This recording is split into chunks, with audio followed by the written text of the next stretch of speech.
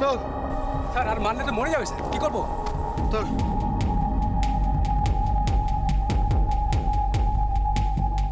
কি মাস্টারমশাই, পড়া টড়া সব মনে আছে তো? আচ্ছা বলুন তো, জল পড়ে পাতা নড়ে, তার পরের লাইনটা কি? কি হলো? আরে বলুন বলুন। মনে হচ্ছে ভুলে গেছে। এত সোজা জিনিস ভুলে গেলেন? তার পরের লাইনটা হলো পাগলা হাতির মাথা নড়ে। আচ্ছা ঠিক আছে ঠিক আছে, আর একটা চান্স। বলুন তো, খোকা গেছে মাছ ধরতে ক্ষীর নদীর কূলে, পরের লাইনটা বলুন। জল যা বাবা, নদী শুনেই জলের কথা মনে পড়ে গেল। একটু জল খাও। আপনার কাছে যখন একটা জিনিস চাওয়া হয়েছিল দিয়েছিলেন? কি করে ভাবলেন যা চাইছেন পেয়ে যাবেন? আর চমকাবেন না স্যার, এমনিতে এর হয়ে গেছে প্রায়। ভয় পেও না, ভয় পেও না, তোমায় আমি মারবো না। উনাকে একটু ভালো করে হাওয়ায় বসা, একটু ভালো করে অক্সিজেন নিক। স্যার এখন অক্সিজেন কোথায়? শুনেছি তো রাত্রিবেলা গাছে ছাড়ে। সায়েন্স বলছে স্যার, ঠিক বলছে তো? ঠ্যাস দিয়ে বসে গেলেন কি? আরে আপনার হয়ে গেছে, ছুটি, যান যান, বাড়ি চলে যান। কেন, পালালে কি পেছন দিক থেকে মারবেন? কি কি বললেন? কি আর বলবো, সব দালালের দল। আপনারা আইনের রক্ষক। কোনো প্রমাণ আছে কি? হ্যাঁ, আমাদের কাছে উর্দি কোথায়? হ্যাঁ বলুন বলুন বলুন।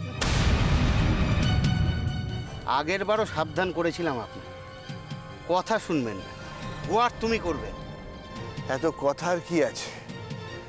মারবেন বলে এনেছেন তো মারুন, যত খুশি মারুন।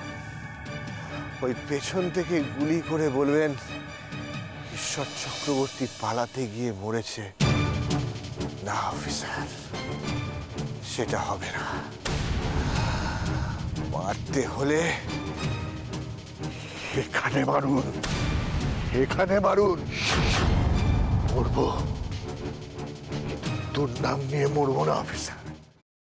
আমি এই সব কিছু বন্ধ করতে পারি, কিন্তু একটা শর্তে। তোমাকে আর দুর্গাকে আমাকে ছুঁয়ে কথা দিতে হবে, এর সাথে তোমরা কোনো যোগাযোগ আর রাখবে না। শোনো, আমরা এখনো তোমার মতন এতটা পাথর হয়ে যায়নি। তোমাকে ছুঁয়ে আমি এত বড় কথাটা। এটাই আমার শেষ কথা তোমাকে। দাদা ভাই, পুতুলটা না দিয়ে এসেছি। আস্তে, একেবারে বজরংবলী আন্টির হাতে দিয়েছো তো?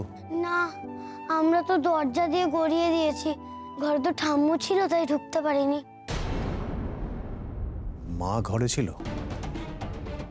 এ বাবা, যদি মার হাতে পড়ে তাহলে তো মুশকিল। ওনার কোনো সর্দারজির সাথে পরিচয় ছিল? সর্দারজি? না। ঠিক আছে, আমি তাও বলবো আপনারা একটু ঠান্ডা মাথায় ভাবুন। আসলে আমার জানাটা খুব দরকার। আমি তাহলে আসি, কিছু মনে পড়লে আমাকে অবশ্যই জানাবেন। আচ্ছা।